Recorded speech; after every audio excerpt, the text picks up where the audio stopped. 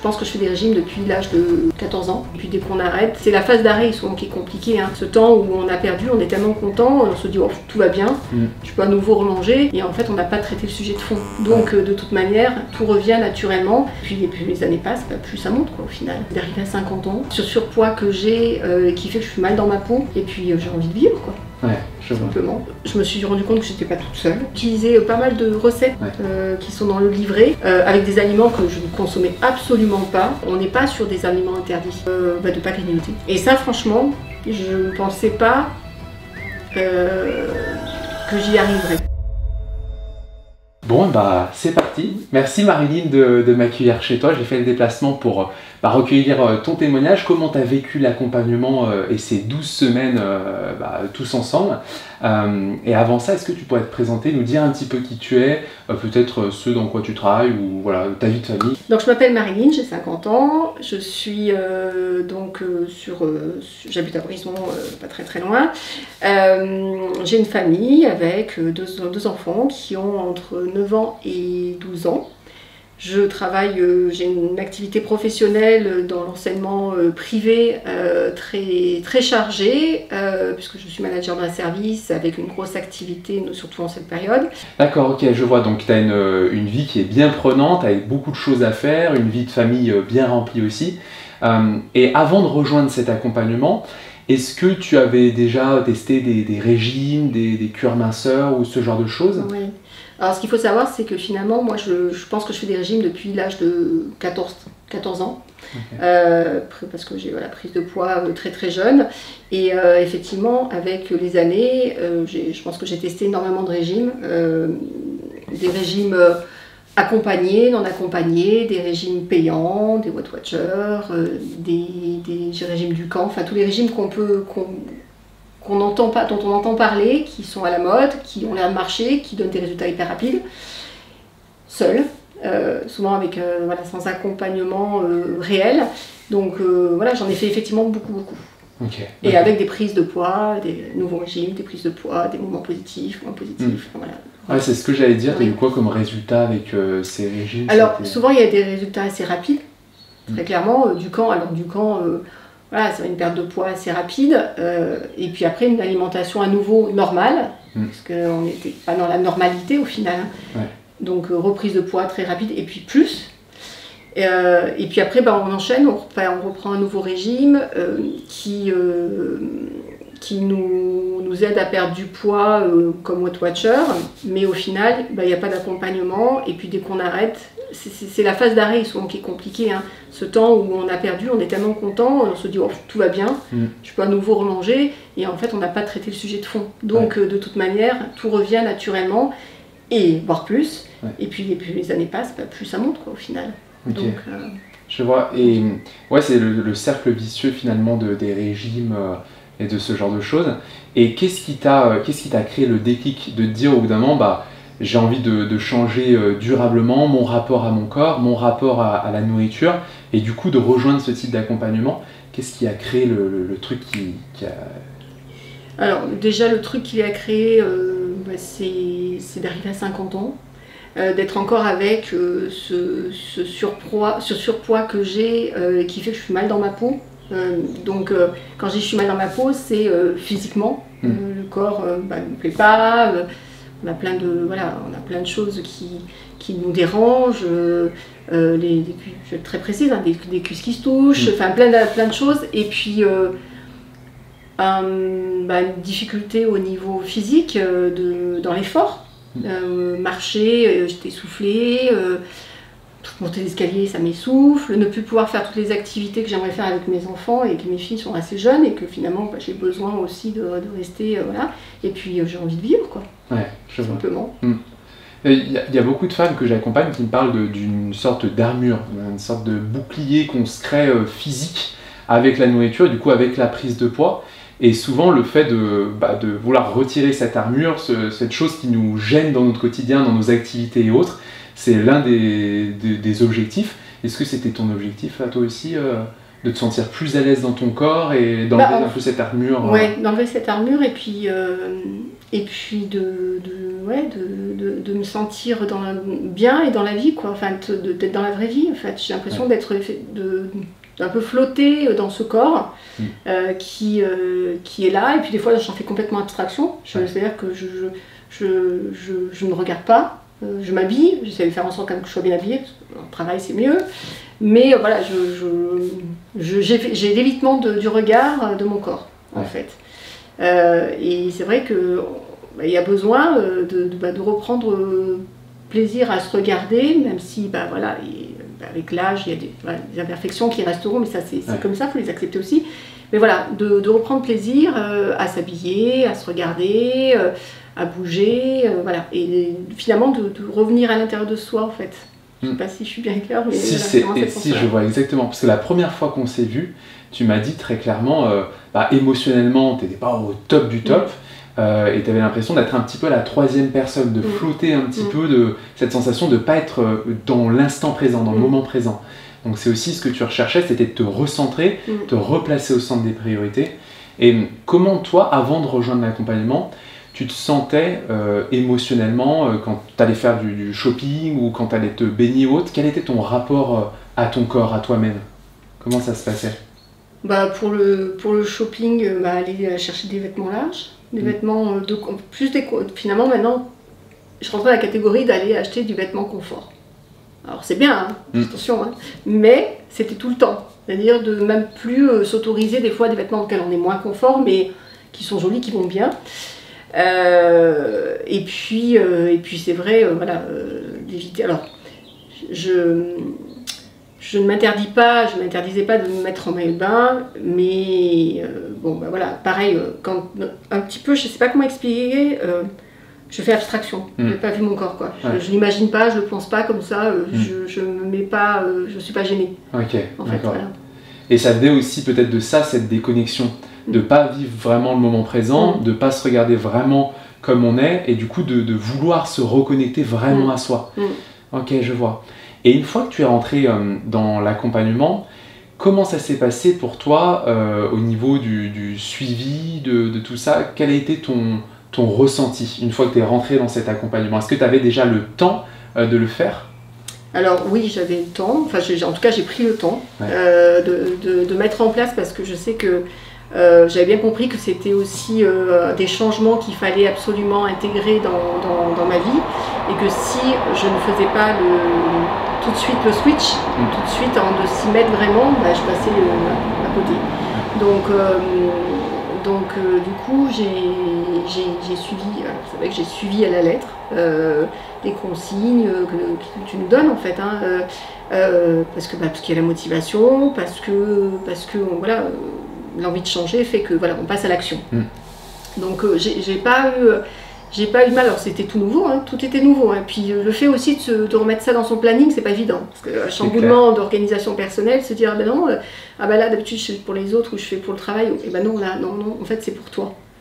Et c'est vrai que c'était ça a été pour moi, je trouve, assez facile. Alors après c'était assez étrange quand même aussi pour moi, parce que j'avais l'impression de devenir égoïste. Ouais, je vois. Et c'était cette drôle de sensation un petit peu, voilà, en se disant oulala, je deviens trop centrée sur moi, trop égocentrée, voilà, ma séance, machin, etc. Et en même temps, on va dire non, en fait, c'est tellement, t'en es tellement loin que tu es juste en train de rééquilibrer, mais voilà. Exactement. Parce que t'avais tellement pas tendance à te replacer au centre des priorités que le fait de le faire, tu avais l'impression que c'était pas vraiment normal. Et on a vu qu'il y a plusieurs types de mangeuses émotionnelles, et dont l'infirmière qui a tendance à toujours être là pour les autres, les faire passer avant soi, et toujours dire oui.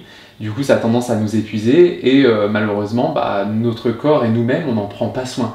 Donc le premier travail, c'était déjà de te replacer au centre des priorités, et aussi d'arriver à organiser ton emploi du temps, parce que tu as un travail qui te prend énormément de temps et d'énergie, et donc il fallait qu'on arrive à faire rentrer l'accompagnement dans ton emploi du temps, ce qu'on a réussi à faire. Et tu m'as dit que tu avais tout suivi l'accompagnement avec les différentes étapes, etc. Et c'est pas étonnant parce que tu as eu de très gros résultats, on va en parler un petit peu plus tard. Mais toi, comment tu l'as ressenti une fois que tu étais dans l'accompagnement? avec les autres femmes qui suivent l'accompagnement? Est-ce que tu as ressenti un soutien, une aide de leur part? Alors oui, même si je reste discrète, c'est clair, mais c'est vrai qu'en fait, d'abord, je me suis rendu compte que j'étais pas toute seule.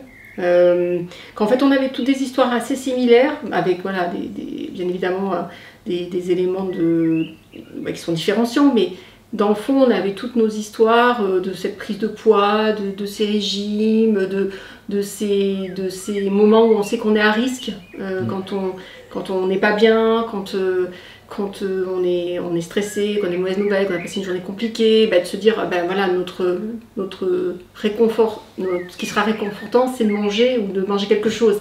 Et on a tout ça en commun, et jusqu'à maintenant, je me doutais que j'étais pas seule au monde. Mais je veux dire, là voilà, on est dans le même univers, on se comprend, on n'est pas en train de parler à des gens qui peuvent être nos conjoints, qui peuvent être des amis, qui comprennent pas en fait parce qu'ils ne vivent pas ça. Ouais. Et ça, c'est vrai que c'est important de moins se sentir seul dans cette difficulté-là. Voilà. Donc ça, c'était la première chose. Après, mine de rien, de voir les commentaires des unes et des autres entre leurs pas, leurs activités. Alors, c'est vrai qu'il y en a qui sont là. Alors, bon. Mais c'est bien parce que voilà, ça fait ce petit rappel à l'ordre permanent. Ouais, et toi, t'en es où? Et toi, t'en es où? Pas pour se comparer, juste pour se motiver. Je parle pas de comparaison, je parle vraiment de motivation et de se dire, et moi je sais que quelquefois, même plusieurs fois, ça m'a permis de relativiser aussi beaucoup de choses. Il y a des journées où voilà, j'arrivais pas à faire des choses, où je sentais que c'était compliqué. Et j'ai eu l'occasion de mettre quelques petits commentaires et à chaque fois du soutien pour me dire non mais c'est pas grave, on est tous passés par là, c'est pas grave, ça ira mieux demain, demain tu recommences. Et en fait c'est ça, et voilà, donc ça navigue entre je suis pas toute seule, en cas de coup de moins bien, voilà, il y a toujours quelqu'un qui va venir nous rebooster. Et puis voilà, ce côté motivation de se dire ma cocotte, dis donc, il y en a qui donc tu turbines toi aussi, mais toi dedans un peu plus quoi, voilà. C'est super important d'utiliser l'engagement social aussi dans l'accompagnement, de se sentir entouré avec une communauté. Et c'est un vrai accompagnement, on est accompagné par le coach, du coup moi, mais aussi par les autres femmes qui suivent l'accompagnement. Il y a leur aide, il y a ma maman dans l'accompagnement, il y a aussi des femmes qui ont très bien progressé, je pense à Hélène qui a libéré 10,9 kg en 12 semaines, et donc on a leur soutien, on a leur motivation, dès que ça va pas, il y a des messages qui sont envoyés, donc c'est ça aussi l'avantage. Et on va parler un petit peu de tes résultats, Marie-Line, dans l'accompagnement. En 12 semaines, est-ce que tu peux nous dire combien de poids tu as libéré, combien de kilos tu as libéré? Donc moi j'ai commencé, je faisais 90 kilos, bien tapé on va dire. Et là je suis à 80,2, voilà. Donc super. Ça veut dire 9 kilos. Ouais, 9 kilos. Super. Chose que je ne pensais pas. Donc je suis contente. Ouais, c'est vraiment bien. Surtout que au-delà de juste la libération de poids, il y a aussi ton aspect à la nourriture et à l'activité physique qui a changé parce que tu t'es mis à beaucoup plus marcher, à prendre du temps pour ça, et finalement tu t'es rendu compte que ça rentrait dans l'emploi du temps. Et au niveau de ton rapport à la nourriture, comment ça a changé Alors effectivement il y a un rapport à la nourriture qui a changé. Déjà, de l'astuce de s'afficher sur son placard, ou alors moi j'ai mis sur mon frigo, que ma solution n'était pas mon problème n'était pas là. Ça a aidé aussi à, psychologiquement à mettre en place une barrière, ou en tout cas une sécurité, un petit rappel. Et donc c'est vrai que sur la nourriture, j'ai surtout rééquilibré en fait mes assiettes. Clairement, avec toujours cette règle, voilà, la moitié de légumes, la protéine un quart, féculents un quart, enfin voilà, de mettre en place aussi, d'utiliser pas mal de recettes qui sont dans le livret, avec des aliments que je ne consommais absolument pas, rien que le flocon d'avoine ou le lait de soja ou ce qu'on veut, c'était des aliments que moi je ne connaissais pas, et en tout cas il y a pas mal de recettes que j'ai intégrées, de changer mes petits déjeuners, ma façon de prendre mes petits déjeuners, enfin plein de petites choses au niveau alimentaire, de m'autoriser aussi, à un moment donné, à avoir un repas normal. Enfin, quand je dis normal, c'est-à-dire on est invité. Moi, je trouve ce qui est toujours difficile dans les régimes, c'est la démarcation quand on part dans des repas, ou quand on part à des endroits où dès qu'on va, enfin sur les régimes que j'ai pu faire, on mange quelque chose, forcément on va être sur les légumes, on va être sur des trucs, non pas l'alcool, enfin voilà. Et qui du coup, socialement, nous met à l'écart. Et en plus nous marque parce que tout de suite les gens vont dire ah bon tu fais un régime, ah d'accord, et forcément les gens vont attendre un résultat, on va pas sujet un autre sujet, mais ceci dit voilà, sur l'alimentation, pour moi ça a été du rééquilibrage, ça a été d'intégrer des aliments que je n'intégrais pas avant, et puis surtout de ne pas grignoter entre les repas, et ça franchement je ne pensais pas que j'y arriverais. Enfin, je n'imaginais pas. C'est pas que je savais pas. En fait, je me disais, de toute façon, au fur et à mesure, c'est un peu foutu pour toi. Tu auras toujours cette habitude de grignoter. Et en fait, non. Je pense parce que je mange mieux. Je pense que, par le sport et par d'autres techniques qu'on a aussi dans l'accompagnement, s'arrive à désamorcer des situations, parce qu'on a toujours quand même par moment encore ces envies, ça ne va pas comme ça, ça prend du temps, mais en tout cas on arrive à faire autre chose pour ne pas rester sur les rails. Okay. Et du coup cet accompagnement, est-ce que tu l'as trouvé très frustrant dans ton quotidien? Tu t'es beaucoup privé? Comment ça s'est passé de ce côté-là? Non, moi je me suis pas du tout sentie en fait, moi je trouve que cet accompagnement en fait correspond, nous maintient dans une vie normale. On peut manger tous ensemble avec la famille, avec les mêmes plats. J'ai peut-être même changé un peu l'alimentation des autres, peut-être. Mais voilà, au niveau alimentation, moi j'ai pas senti de frustration. On n'est pas sur des aliments interdits.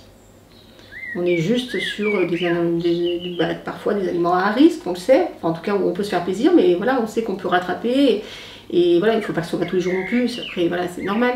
Mais il y a ça, et puis au-delà de l'alimentation, même toute la partie sport qu'on reprend, le fait de marcher un nombre de pas, de se challenger, de se mettre des objectifs. Et ça, c'est vachement important, de se mettre des objectifs de pas, par exemple. Et de ne pas être dans l'approximatif. Je me rappelle, une fois, tu avais dit, c'est pas entre 8 000 et 10 000, c'est 10 000. C'est pas toujours entre deux, parce que finalement, entre deux fait que on perd un peu un objectif. Donc voilà, moi je le vis pas comme une contrainte. Tu n'as pas dû peser, tu n'as pas dû calculer les calories. Non, et ça c'est super important. Du coup c'est naturel, c'est beaucoup plus naturel, c'est dans notre vie en fait, ça s'intègre dans la vie de tous les jours. Et tout ce qui est, en fait, ce qui est faisable sur le long terme provoque des résultats sur le long terme. Si j'avais construit un accompagnement dans la restriction, la frustration, en fait, je sais que j'aurais pu créé des meilleurs résultats et plus rapidement aux femmes que j'accompagne. Peut-être que tu n'aurais pas libéré 9 kilos, mais plutôt aux alentours de 12 voire 15 kilos. Mais je sais aussi que 3 mois après, tu aurais tout repris, ça aurait été un régime classique, entre guillemets. Parce qu'on aurait utilisé la frustration, la privation, ça fonctionne très bien au début, on a des très bons résultats, mais on est toujours dans ce cercle vicieux. Donc c'est vraiment complètement différent. Et est-ce que le fait que l'accompagnement soit à 100% en ligne, est-ce que ça a posé un problème pour toi? Comment ça s'est passé? Non, je l'ai pas, je le vis pas, enfin moi en tout cas, par rapport à mon mode de vie, ça me va, ça me convient, donc non, je ne l'ai pas du tout vécu comme gênant, parce que déjà toi tu es quand même présent, par le fait que tu nous envoies des messages, que on est toujours à dispo, enfin tu es toujours à dispo si besoin, donc moi j'ai pas senti de manque en fait d'accompagnement. Il y a la communauté. Tu nous rappelles régulièrement, attention, il y a séance ce soir, voilà, donc tu rythmes aussi, en fait, tu rythmes toute notre semaine en fait. Donc non, moi j'ai pas eu de, je suis pas gênée par cette méthode en tout cas. Ok, super. Parce que je sais que des fois le fait que ce soit en ligne, il y a des personnes qui disent ça va être moins efficace parce que c'est en ligne, etc. Non. Alors qu'en général, ça apporte surtout plus de flexibilité. Exactement. Ça s'incorpore plus facilement dans notre emploi du temps. Et donc, on arrive à le faire sur du plus long terme. Et du coup, dernière petite question. Qu'est-ce que tu dirais à une femme là, qui regarde cette vidéo et qui hésite à rentrer dans l'accompagnement? Qu'est-ce que tu lui dirais pour lui créer le déclic et qu'elle se lance, qu'elle passe le pas, qu'elle saute dans le vide, entre guillemets? Qu'est-ce que tu lui dirais? Moi déjà je dirais de ne pas hésiter, première chose. Pourquoi?